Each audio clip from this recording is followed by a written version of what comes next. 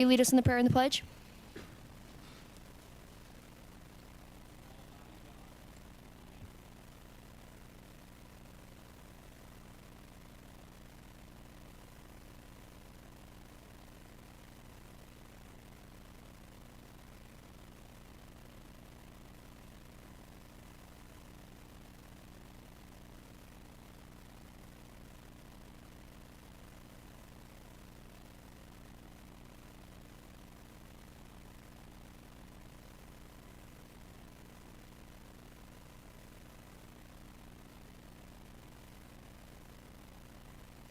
Thank you, Commissioner Walker. At this time, I'll call for any public comment on any items on the agenda. Seeing none, move on to the report of the chair. I don't have really anything to say, so we'll just skip that part. Move on to section 1, bid openings, public hearings, and/or presentations. We have one bid opening tonight. County Attorney Joyce, Jesus, excuse me, God. It's too bad. County Attorney Enruth, do we have proof of publication? Chairwoman Thatcher, yes, we have proof of publication. Thank you, sorry about that. Communication number 2025-226, Julia Crane, Butte-Silver Planning Director, requesting Council of Commissioners to schedule a bid opening on May 28th, 2025 for the rehabilitation project at the Anselmo and Stewart Mine Yards. Director Crane.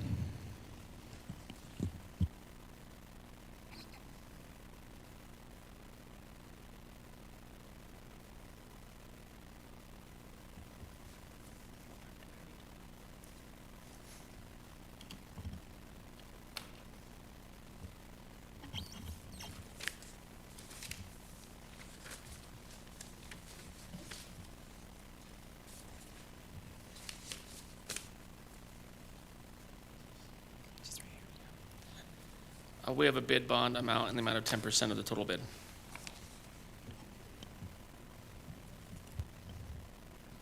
Thank you. Dr. Crane. Chair Thatcher, the bid is from C. Davies Enterprises, and it is a bid for $163,000 and $163,600. Again, $163,600. Thank you, Dr. Crane. The amount from C. Davies Enterprise, Inc. is $163,600. Are there any questions from commissioners? Seeing none, Commissioner Shea. Thank you, Madam Chair. At this time, I would make a motion to refer this bid back to the Planning Department for their review and recommendation back to the body. Second. A motion's been made and seconded. Is there anything on the question? Will commissioners please vote?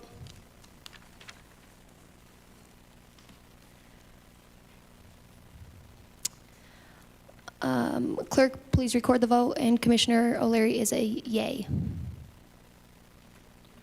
10 yea, 0 nay. 10 yea, 0 nay, motion passes. Moving on to presentations. Number 2, communication number 20. Thank you, Dr. Crane. Communication number 2025-221, Jenny Ellis, Butte-Silver PHEP Coordinator, requesting Council of Commissioners authorization to schedule a presentation on May 28th, 2025 on Butte-Silver Public Health Wildfire Smoke Outreach Plan. Ms. Ellis. And if you could, please state your name and address for the record, please. Yes, thank you, Madam Chair and Commissioners. For the record, my name is Jenny Ellis. I am the FEP coordinator at the Health Department, and I'm here presenting today with my colleague. Hi, everyone. I'm Jackie Thompson, registered sanitarian at the Butte-Silver Health Department. Thank you. Go ahead. Yes, thank you for having us today. I am here today with Jackie just to talk briefly about 2025 updates we've made to the public health response plan for wildfire smoke events. And we've kind of branded a lot of these updates under the umbrella of Smoke Ready Butte. So if you see anything going around the community with that title, that is what we're using for this plan. So what I'm going to go over today, again, is updates. We have been operating under this plan for about 4 years. It was originally developed in 2021 through the Environmental Health Division of the Health Department in collaboration with the EPA. That was back in 2021. And today I'm going to be sharing with you recent data that we've found to update this plan with, new programs that have been ongoing for the past few years, and then also expanded outreach and education activities that we're working on for smoke readiness. And that is Jackie back in the day getting this going, so.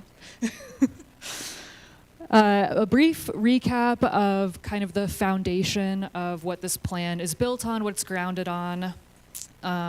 Obviously, wildfire intensity, we all know, has been increasing both in number and, again, intensity over the years.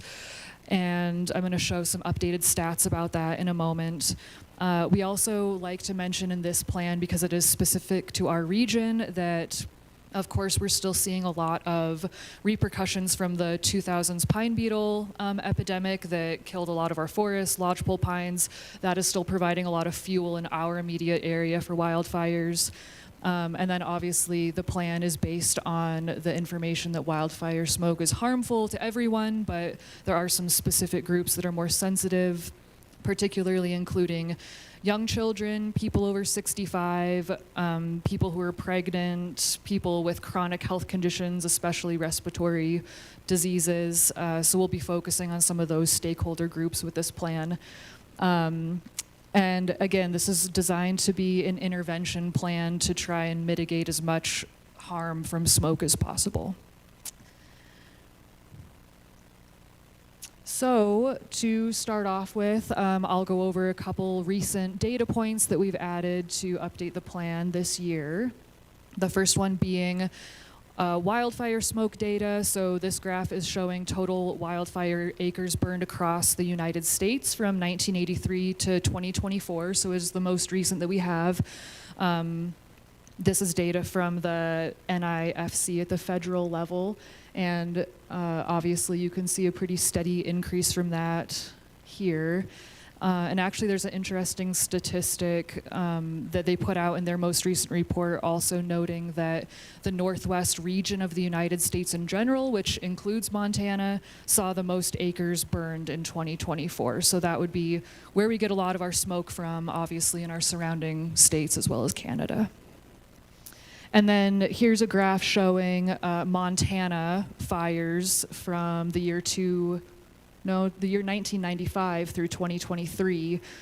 So not quite as dramatic of a increase, but you can still see a little bit of that curve happening here. Oh, sorry. And then interesting new data point that we looked into to update the plan for 2025 is local air quality. So that's what this line graph is showing. So this has data points from the year 2000 through the year 2023. And each data point is an annual average of days per year that are considered to be at an unhealthy air quality level or higher. So you can see, for example, and this is for a 3-year range. So between the years 2000 and 2002, they had around 3 days per year of poor air quality.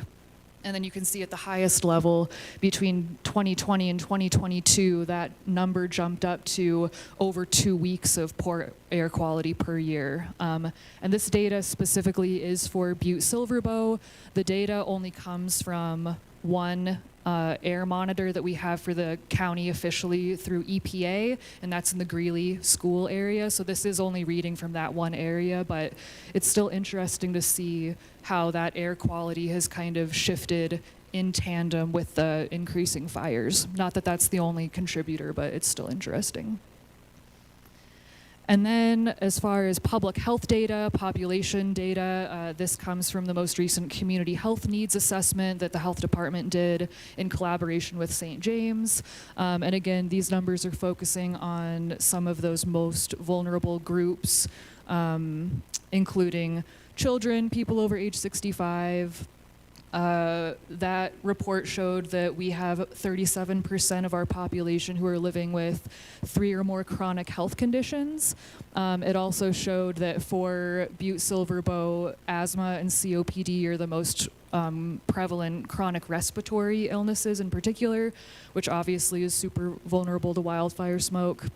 Another group that is particularly vulnerable to these things are people on the lower end of the income spectrum.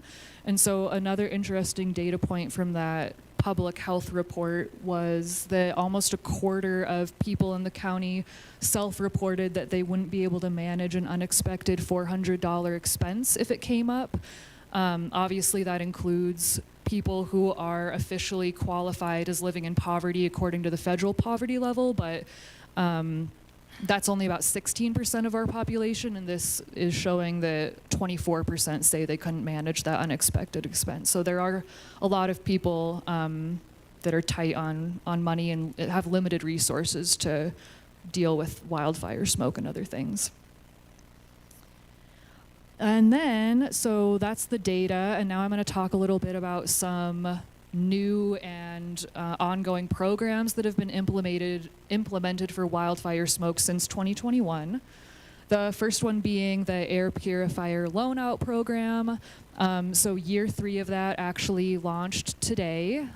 They started that in 2023. And it has been very successful. We started off with between 30 and 50 air purifiers, and it's a free program that anybody in the county can sign up for. They just come in, fill out a form, we give them an air purifier to use through fire season with instructions, and then they give it back to us in November. So that has been a really cool thing. I already have around 10 or 12 people signed up this year on day 1, so that has been a really nice thing to offer. Another thing that we just started this year and put up today, actually this morning, is a air quality flag system at the public health building. So we got some of these color-coordinated flags that correspond with the air quality level that goes along with the AQI index that people can look up on various sources on a day-to-day basis. So throughout fire season, we'll be changing out these flags in accordance with the air quality, just as a little bit more of a visual for the public to see when they're driving by on Front Street. And one thing that I would love to do in future years is try and get more of these flags at other locations around town so that's really visible to people. And then another program that has been implemented and ongoing over the past few years are some expanded air quality monitoring and studies, and I'm going to let Jackie talk about those things. Thank you, Jenny. So we have been in partnership with graduate students at Montana Tech since this project began back in 2021.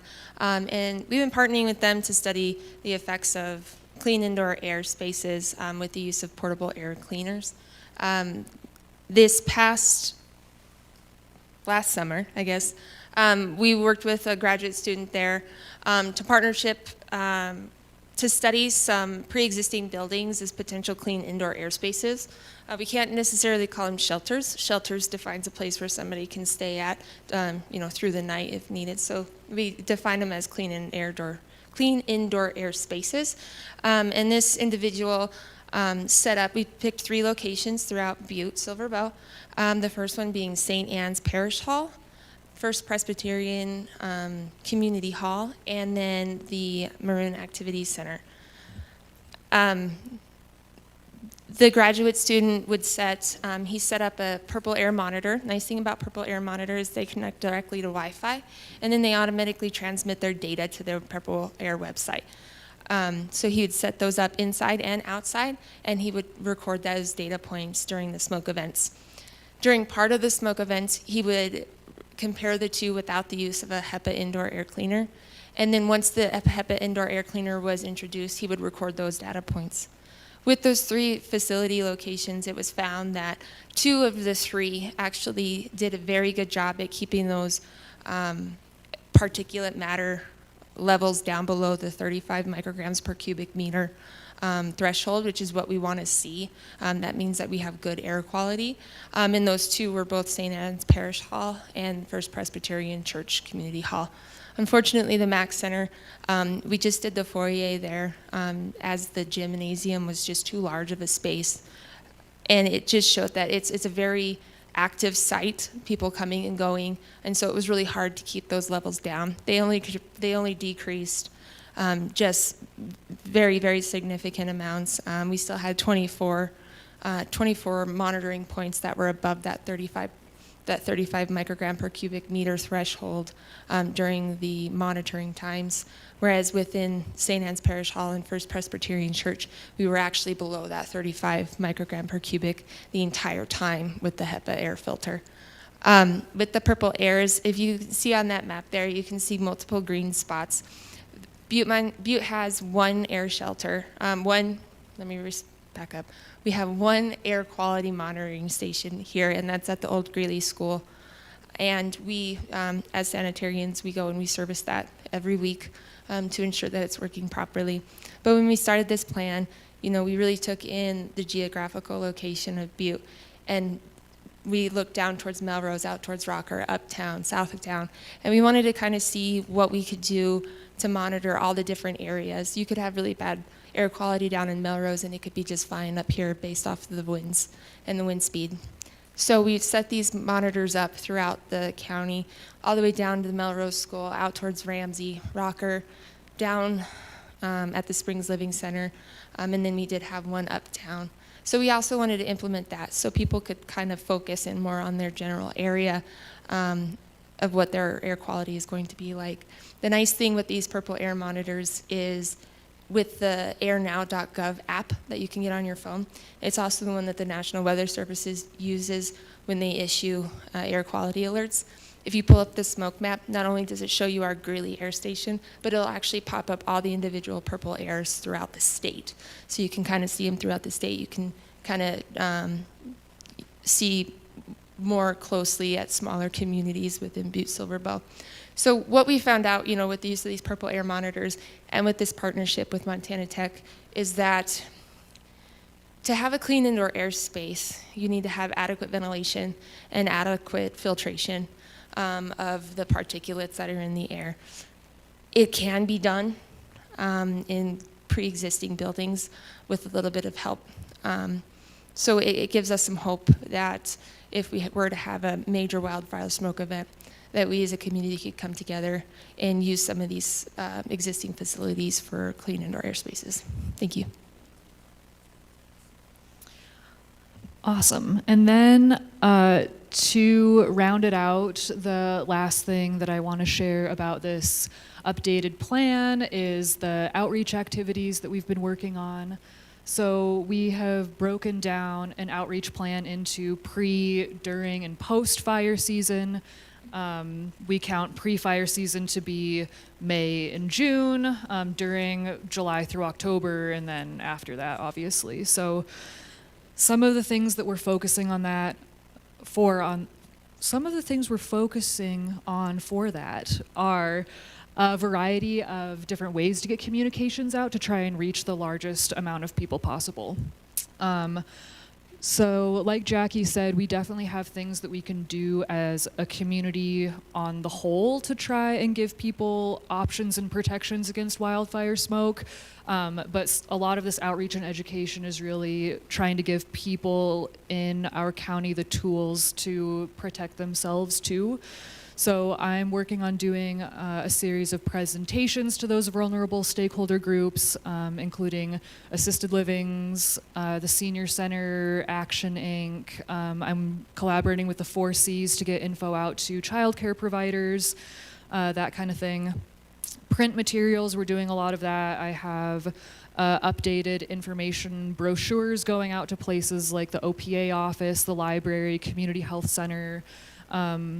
I also have a collaboration with the Intermountain Family Birthing Center to put a little flyer about smoke, particularly for infants and toddlers, going into new parent packets. So I think that's a really good targeted approach. We're also leveraging existing communications in the community. So a good example of that is a partnership that we established with the Butte Native Wellness Center. They're going to be putting in blurbs about wildfire smoke in their newsletters throughout the summer.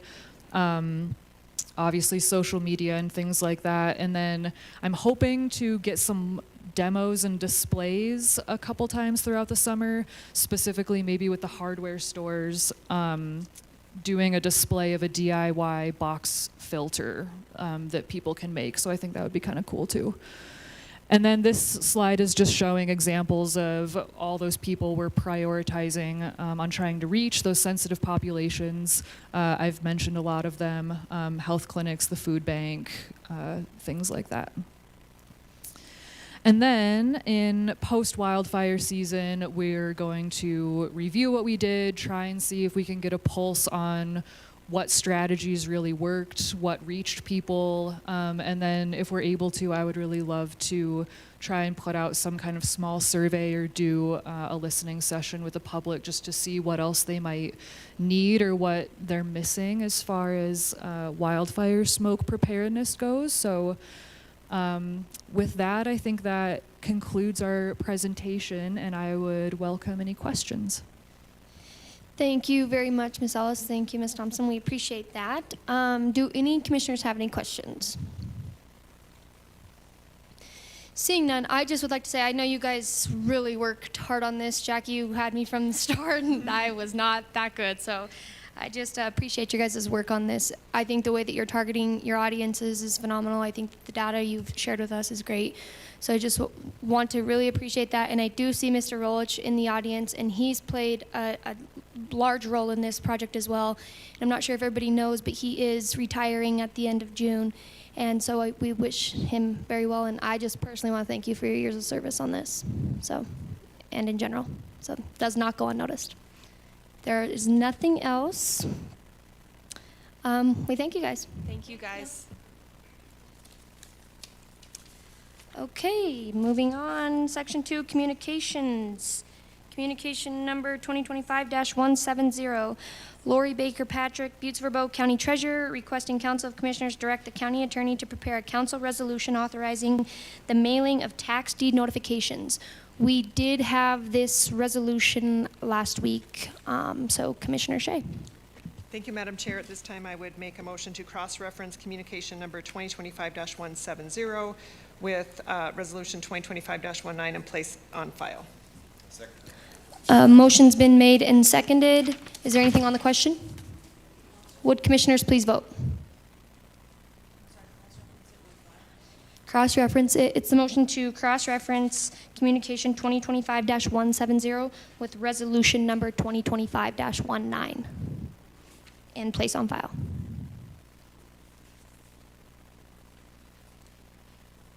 Would commissioners please vote?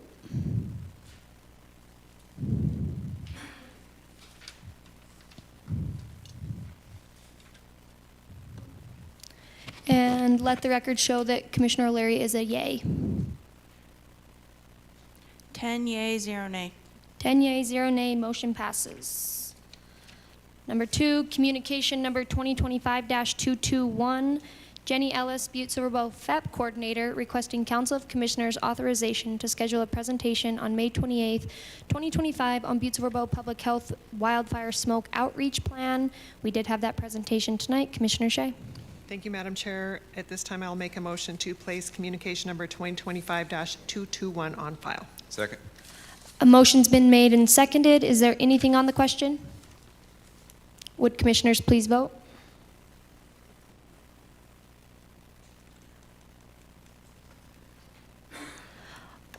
Clerk, please record the vote and let the record show that Commissioner O'Leary is a yay. 10 yea, 0.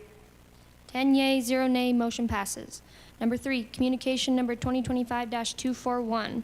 Angie Mulliken, Public Works Budget Manager, requesting Council of Commissioners authorization to schedule a public hearing on May 21st, 2025 for the purpose of amending fiscal year 2025-2026 budget to allow for increased expenditures of unanticipated revenue for a grant in the amount of $30,000. We had this public hearing last week. Commissioner Shea. Thank you, Madam Chair. I'll make a motion to place communication number 2025-241 on file. Second. A motion's been made and seconded. Is there anything on the question? Commissioners, please vote.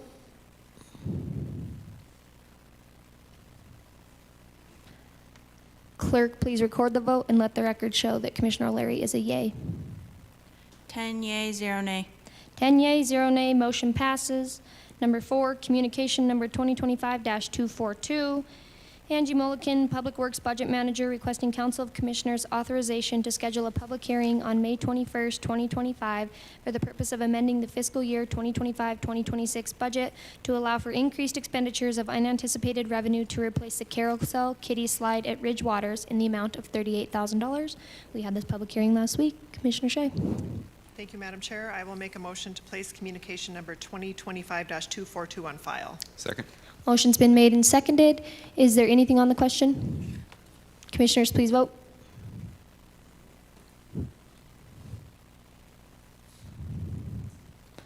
Clerk, please record the vote and let the record show Commissioner O'Leary is a yay. 10 yea, 0 nay. 10 yea, 0 nay, motion passes. Number 5, communication number 2025-245. Kelly Sullivan, BLDC Director, requesting Council of Commissioners authorization to schedule a presentation for June 4th, 2025 to give a report regarding COVID assistance loans in default out of the Anaconda Arco Loan Fund. We will hold this until June 4th, 2025. Number 6, communication number 2025-246. Kelly Sullivan, BLDC Director, requesting Council of Commissioners authorization to schedule a presentation on June 4th, 2025 to bring the following bylaw change to the Council as it impacts the Chief Executive's appointment to said board. Same thing, we will hold this in abeyance until June 4th, 2025. Number 7, communication number 2025-249. Patty and Chris Salmonson requesting Council of Commissioners approval to purchase a portion of land owned by Butte-Silver, which is adjacent to their property located at 17 Tullamore Street. We will hold this in abeyance and await the recommendation from land sales. Number 8, communication number 2025-250. Karen Burns, Community Development Director, requesting the Council of Commissioners authorization to schedule a public hearing on June 18th, 2025 to solicit public comment regarding a developer's packet proposals for city-county-owned property located on Mammoth Drive. We will hold this until June 18th, 2025. Number 9, communication number 2025-262. Lisa Carey, Emergency Management Director, requesting Council of Commissioners authorization to schedule a public hearing on June 4th, 2025 to adopt the 2024 Montana Western Region Butte-Silver County Hazard Mitigation Plan. We will hold this in abeyance until June 4th.